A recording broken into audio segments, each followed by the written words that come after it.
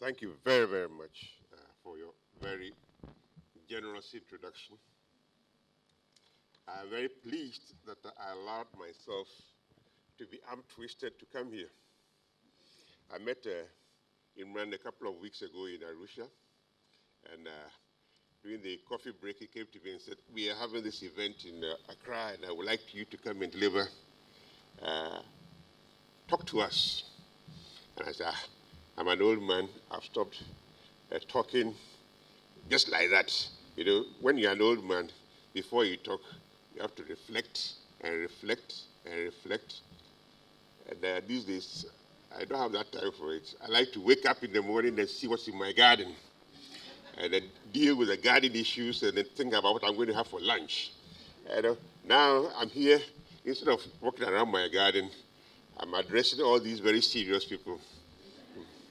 Anyway, thank you very much for inviting me. I had prepared some PowerPoint slides that I was going to share with you. Upon reflection, and having seen what you did yesterday, I thought twice not to be too academic, so I'm not going to share that with you. But I will talk about what is in there and more, reflecting on what I've seen, what I've heard about your event. Yesterday, I received email from Dean Carlan. I didn't know he was coming. And Dean said to me, "Where are you?" "I'm here, and you are not here." And I didn't respond because I didn't know how to explain to him that I was asked to come today, not yesterday. I would have loved to meet Dean Carlan yesterday and then catch up on the past. In today's keynote address, there are three main things I want to talk about. The first point is to emphasize the need for us to ensure that effective research uptake requires a partnership between researchers and policymakers. That's the very first point that I'd like to make. There will be no uptake of the research in the manner or at the scale that we would like if there's no partnership between the researchers and the policymakers. Even if there was research uptake, it will be minimal. It will be minimal and may not yield the outcomes that we are looking for. That's the very first point I make. The second point is that researchers must strive to overcome all hurdles associated with translating research findings into policy action. As researchers, we have 1,000 excuses not to make the effort, because we all know policymakers, they don't listen to anything. That's the impression that we've had over the years. That's the experience we've had over the years. But it's our responsibility to overcome these excuses, whether it's financial, whether it's technical, overcome these and make sure that we are on the same page with the policymakers. And now when I talk about policymakers, I'm not talking about the people sitting at the Ministry of Finance or the Ministry of Food and Agriculture or the Ministry of Trade and Industry. I'm talking about anybody who has some influence on the decisions made that affect us. They can be civil society, and they can be the private sector. So long as a result of what we do as researchers, they should be interested, are often interested in taking it and acting on it. They become what I would call, in a very generic sense, policymakers. It's our job to do that. And another reason why it becomes important for do it is today, as researchers, we know that those who fund the research have become even more interested in the policy engagement associated with what they are funding. So it's in our interest as researchers to ensure that we are able to make a solid case to potential funders. And how we do it is something that we're talking about. And finally, my third major point is that good communication skills, digital skills, negotiation, and advocacy skills are needed to enhance the translation of our research findings into actionable policy. So the way we communicate what we have learned as researchers is very important. In the past, when I was a young man, when we talked about research, it meant that from Easter, I will go to the field. We can go to Tichima, we can go to Wa, we can go to Ho, and do some field work, believing strongly that this is of import to the way we do agricultural policy in this country. And so once we publish it, or once we issue some document from ISA, we expected policymakers to pick that and run with it. Today, we know better. There are many people trying to influence the policymaker, some of them for personal reasons or selfish reasons, some for reasons that may be more likely to be genuine and interesting and useful. So there's a competition for ideas. The policymaker has so many different sources of information, and our responsibility to ensure that we communicate the proper thing to him or her to ensure that the research that we do does find a place in the way policy is made, the decisions that are taken to ensure that our development is properly enhanced. So, having said make these 3 points, I'll be talking about why researchers should care about policy. I'll be talking about channels for translating these insights into actual policy. I'll talk about the skills required, the challenges we are likely to face, and then what I think the way forward should be for us. By way of introduction, so you've been discussing in this conference digital inclusion, how to create access for women. So I talk about the fact that digital inclusion is important for driving gender equality. It's very, very important. It creates the environment for women to access opportunities and fully participate in society. In the last 2-3 decades, the biggest change that has occurred in our world, whether in the global north or in the global south, has been how we use technology to communicate, how we use technology to learn, and how we use technology to impart knowledge. That has been the biggest thing that has happened. If you were to talk to any researcher, any student, any professor, anywhere, the biggest difference between being a professor today and a professor 40 years ago when I began is the fact that technology allows you to do many, many more things than would have been possible 40 years ago. So how do we ensure that in using the technology, in using the digital options available to us, women are not left behind? Once they miss the boat on the digital front, it's going to be extremely difficult for them to catch up in any other front. So that's an important reason why digital inclusion must be properly chased. So there are many things that will affect their access to digital material. In our part of the world, internet access is very, very important. So we need to overcome that challenge. We need to do, if we don't do it, the cost to them in accessing the technology, the cost to them in accessing finance becomes prohibitive. And so it's our responsibility to ensure. If we don't do that, socio-cultural norms would continue to stand in their way. Through digital means, women and indeed the poor will have access to information that will improve on their perspectives, that will improve on the way they understand the world, that will improve on their access to information that is going to change their options. So it's very, very important that we take steps to deal with the obstacles that come in their way. Digital inclusion gives women the opportunity to develop innovative research skills. It allows them the not just the women who are going to use the skills for accessing finance or other things, but also researchers.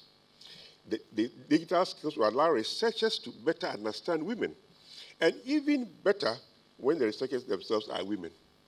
So how do we use the technology available to us to open doors for more and more women to get into research? One of the things I like about IPA is the fact that over the years, since Dean and friends started, I've seen more and more women, especially African and Asian women, get involved in the type of research that we do, or we need. And that, for me, is a very, very important thing. I started my career writing about susu collectors. That was in the 80s, when it was not fashionable, when no serious economist wrote about susu. I did. But, so I was talking to market women at Salaga Market, Makola Market, Kumasi, Asafo Market, Takrady, and so on. I spent a lot of my time talking to women. The women used to wonder why a big man like you spend your time talking to us about susu. So I'm saying this because there was a need to develop trust between the researcher and the person being studied. There was a strong need. Today, as a result of more and more women studying these things, we are able to break that divide. And it will be even better if we can use technical skills to make that possible. We've spent, and we continue to spend, lots and lots of money on research, even though we don't do nearly enough in Africa. The amount of money going into research is increasing around the world. In Africa, it's growing only very slowly. But even the little research that we do, we don't find it being used by our governments. And they always have an excuse. Oh, it is not good enough. Or there's a better one coming from the US, or there's a better one coming from Europe, and so on. So we do have an obligation to ourselves and to our people to ensure that governments have access to what we provide. And one excuse they often have is that the relevance of the work we are doing is not so obvious. I always caution you, if you do research that is well planted, you do research that is well grounded in what we are about here, the likelihood of anybody saying it is not good enough, it's not relevant to what we are seeking to do, will be reduced. Today, we know that many Africans seeking to do research are doing it because they've heard that there's money for it. They are doing it because they have heard that donors or funding agencies are interested in a particular topic. They are not doing it because they have seen the essence of doing that particular.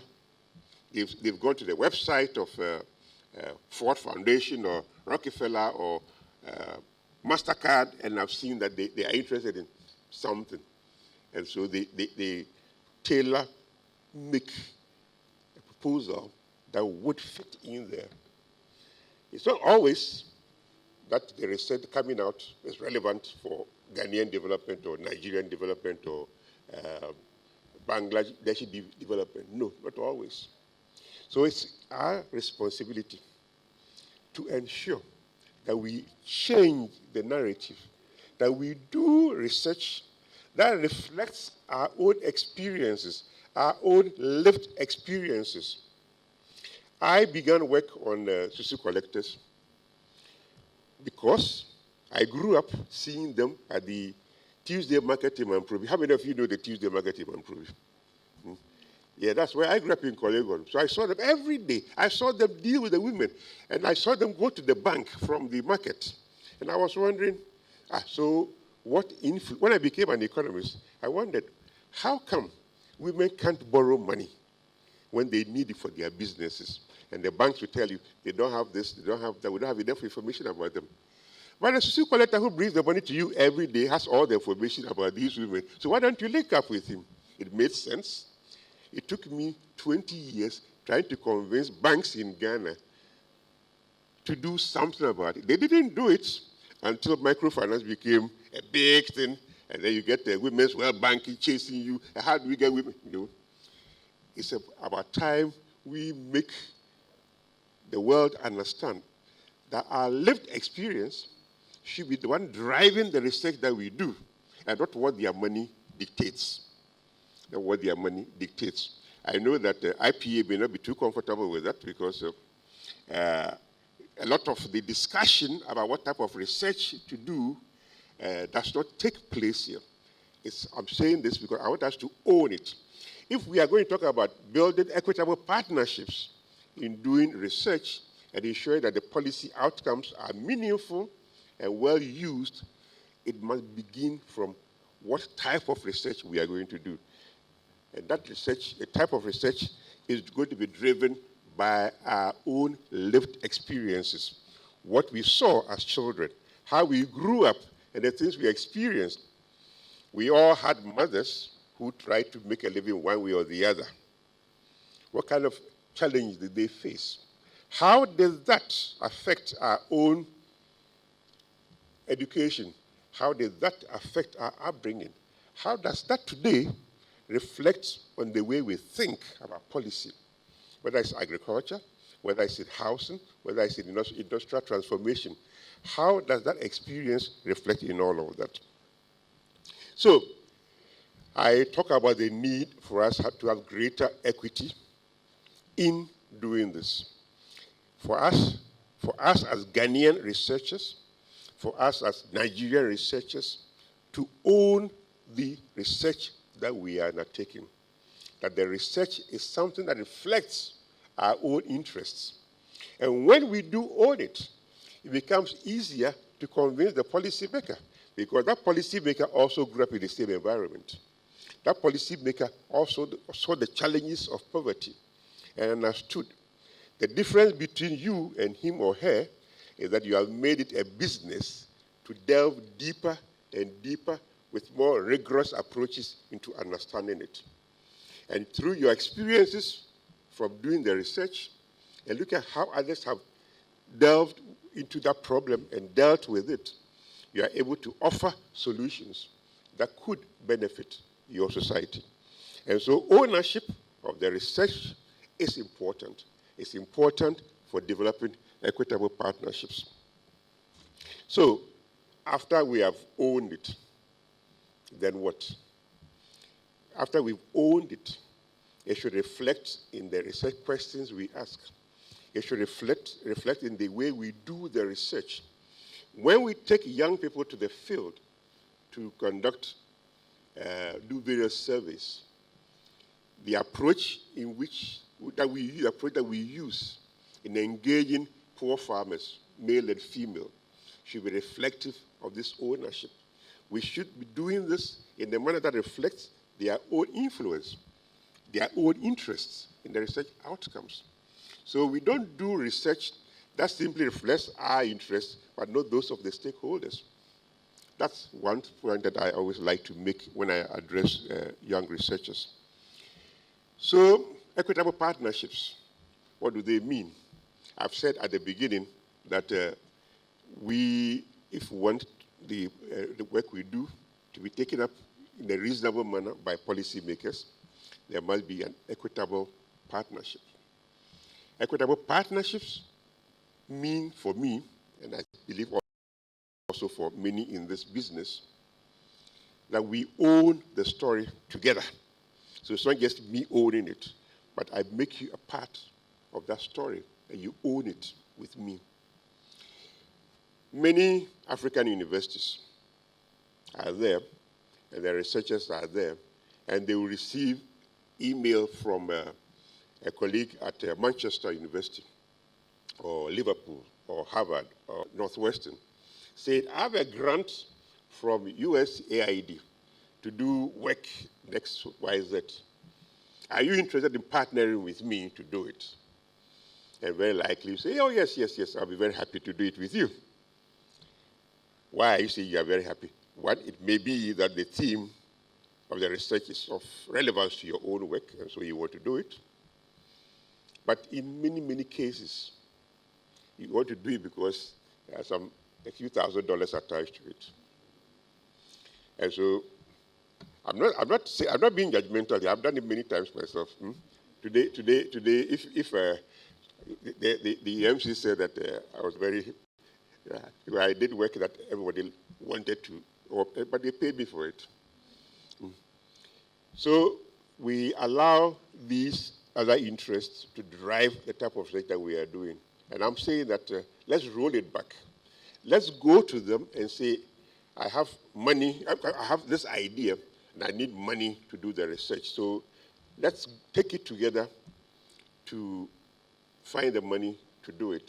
And so we are changing the narrative and how the funders operate. I was very, very happy when one of the young women that I've mentored at Legon came to me 2 years ago and said, Prof, I have this idea which I want to push. But the idea requires a lot of funding. And I don't believe that I have the kind of stature to be able to convince a major funding agency to put money into it. So I'm looking for a good researcher in the UK, because the money that we are looking for must come from the UK. I'm looking for a good researcher from the UK to partner with me to do this. I said, wow, this is what I've been dreaming about for years. So I led this young woman to a very good friend of mine who is very well established, very well respected in the UK. I said, can you work with this young woman on the theme? And he said, I said, look, let's do this experiment. You work with her. She will do all the work. All you need is your name anyway. And grudgingly, he agreed. They got a huge grant, which allowed them to put resources into the University of Ghana and also into his university. So it was a win-win thing. They ended up with a publication that I see being cited all over the place. So the young woman won, the British professor also won, and the work is being used not only in Ghana, but I've seen it being used all over the place. That's the kind of future I'm looking for.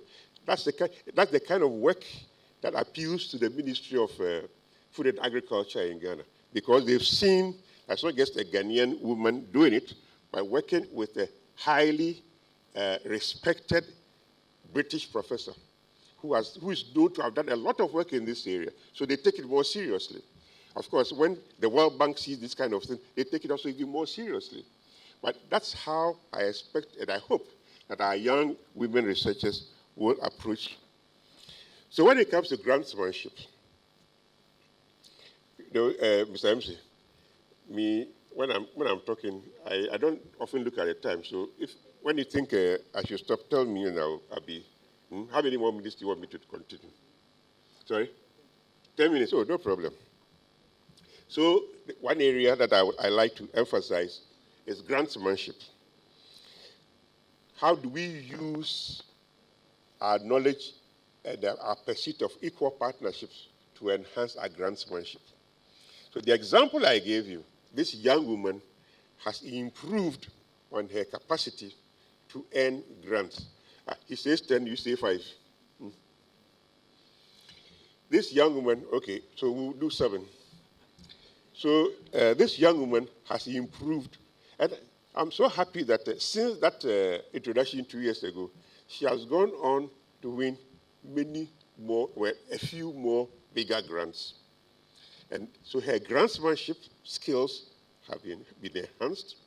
She's now better known around the world. And that's how I would like to see young African researchers look at the future. How do I make myself more and more competitive in the grants area? The second thing is public benefit. We don't want our research to stay on the shelves.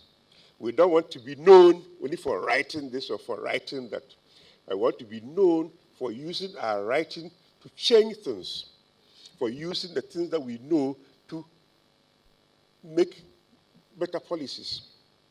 I said to you that I did work on informal finance many years ago. At a time that nobody cared, nobody wrote. We persisted. Today, I'm able to claim that many of the things that we do about microfinance came out of those things. They came out of those things. So we are able to change the world with our research. That's how we should be. And the public benefit is there for all to see. It strengthens reputation. I've shown you with the example that I gave. And then it fulfills academic mission. The young woman that I mentioned is now a professor.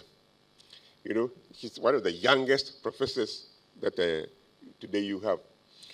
Many, many years ago, to become a professor at the University of Ghana, by the time you go there, you'll be about 50-something.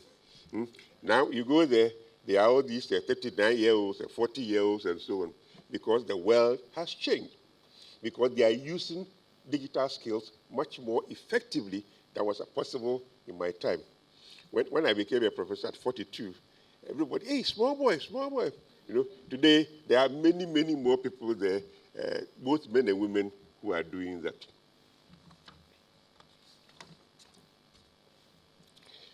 How do we engage with policymakers?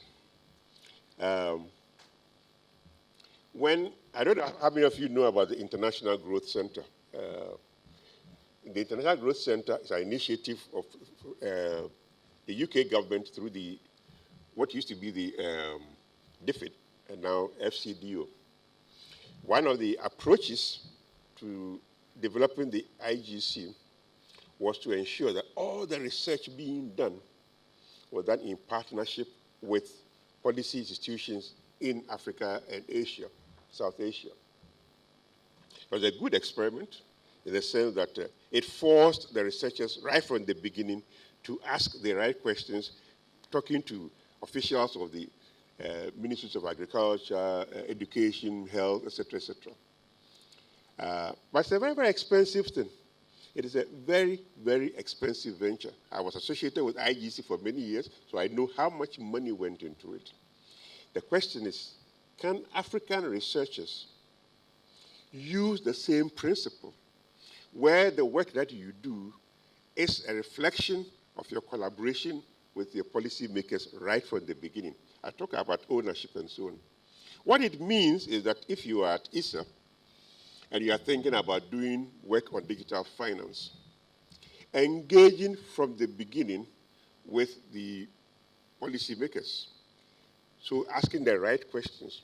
So doing that kind of thing in a very structured way. There's a steering committee for the project. And on that steering committee, you have representatives from civil society, from government, from the private sector. That's how we do it these days.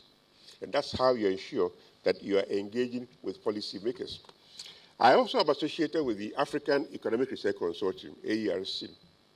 One of the things we used to do in the good old days was when we've done some good work for a long time, let's say on trade policy, then we organize what we call the senior policy seminar. Then we will bring all the trade ministers and directors of trade and so on to a workshop in Nairobi or in Kampala or in Accra, and then share with them the research from different countries and how it, they come because you are giving them a free ticket to come to Nairobi. They come because you pay per diem and all these things. But they're not really interested in what you are saying. How do we change that and localize it? How do we make the Ministry of Finance, the Ministry of Food and Agriculture in Ghana, very much a part of what we are doing? We can do this by having these steering committees, by having these coordination mechanisms where they are part of it.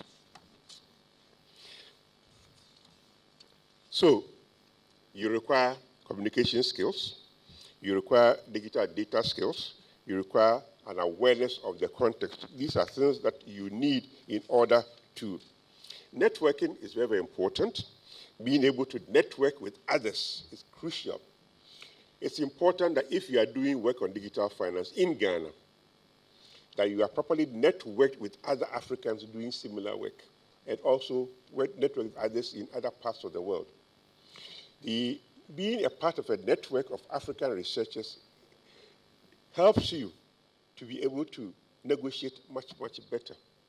If you are in a network which enhances the numbers and so on, it makes it more likely that others will listen to you because all of you in the network are saying the same thing.